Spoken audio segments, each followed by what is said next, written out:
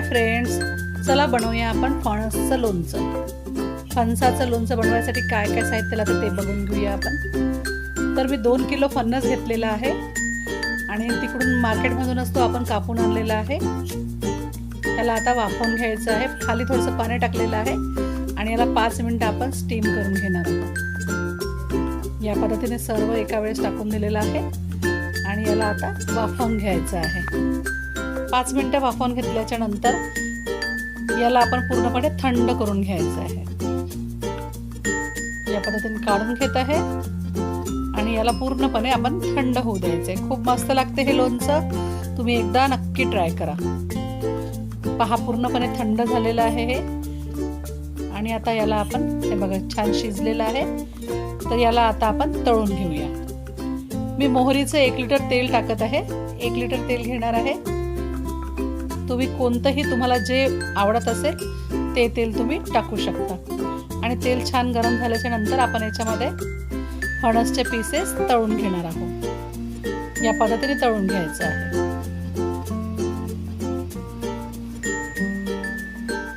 सर्व फणस आपण याच पद्धतीने तळून घेणार आहे आणि हेच तेल आता आपण लोणच्यासाठी वापरणार आहोत. पूर्णपणे गरमच आहे. त्याच्यामध्ये लसणाच्या पाकळ्या आणि थोडीशी मेथी टाकून छान तेल आता आपण लसूण पूर्ण गुलाबी होतपर्यंत कडसून घेणार आहोत. थोडीशी मेथी टाकलेली आहे आणि लसणाच्या पाकळ्या टाकलेल्या आहे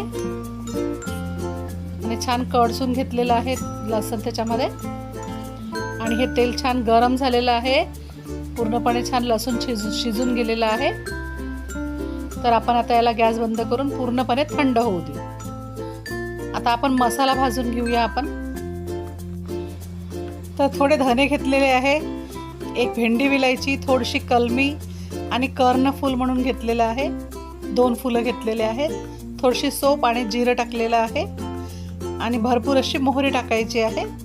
मी 1 वाटी मोहरी घेत आहे आणि हे सर्व मसाले आपण छान भाजून घ्यायचे आहे.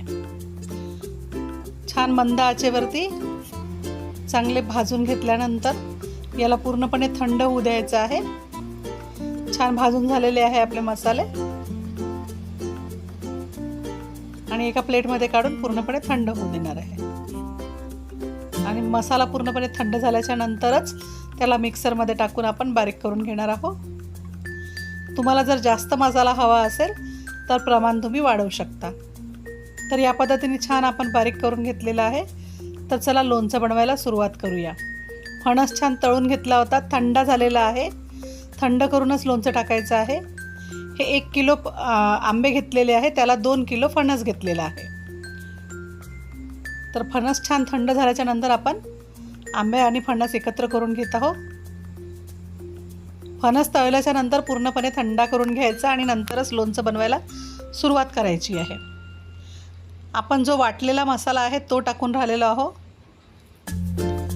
तिखट टाकत आहोत, 2 वाट्या तिखट टाकत आहे. मी छोटी वाटी आहे ही, त्याच्याने तिखट टाकत आहे. तुम्ही आपल्या चवीनुसार टाकू शकता. आणि थोडी हळद टाकत आहे.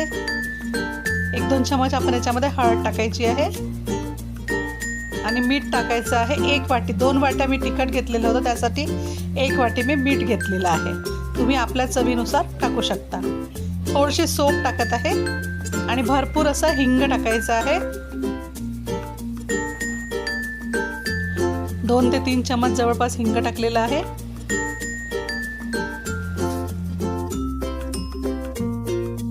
सर्व साहित्य छान मिक्स करून घ्यायचं आहे.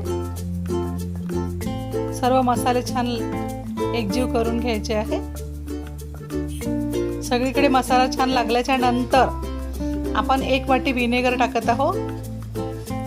ह्याच्याने लोणचं खराब नाही होत.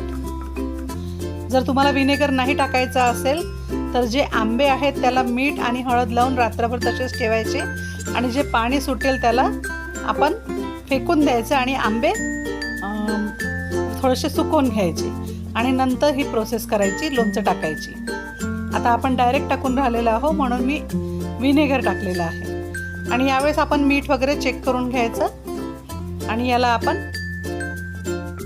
2-3 तासासाठी असं झाकून ठेवणार आहोत, जोपर्यंत आपलं तेल थंड होत नाही तोपर्यंत. आता हे छान मुरून गेलेलं आहे. 1-2 तासामध्ये छान मुरून जाते. सगळीकडे छान मसाले लागलेले आहेत बघा. थोडंसं ओलसरपणा पण आलेला आहे त्याला. थोडं 1-2 तासामध्ये थोडंसं तिखट मीठ छान मुरलं त्याला. तर आता जे तेल आपण गरम करून थंड करून ठेवलं होतं ते टाकत आहे. तुम्ही आपल्या आवश्यकतेनुसार तेल टाकू शकता. मी 1 लिटर तेल टाकून राहिलेली आहे.